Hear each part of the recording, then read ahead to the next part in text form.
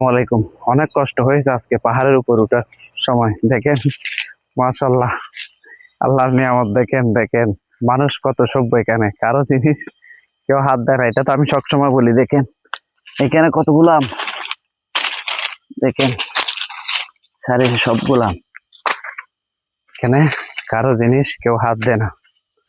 দেখেন নিয়ামত, দেখেন আল্লাহ পাক রব্বুল আলামিনের কত নিয়ামত। দেখেন পাহাড় গুলা,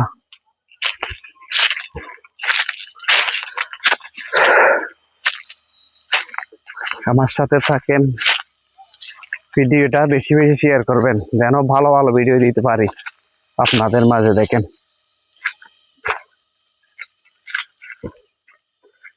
কারো জিনিস এখানে কেউ হাত দেয় না। আর একটা নতুন জিনিস আপনাদেরকে দেখাবো এই ভিডিওটার পরে। দেখেন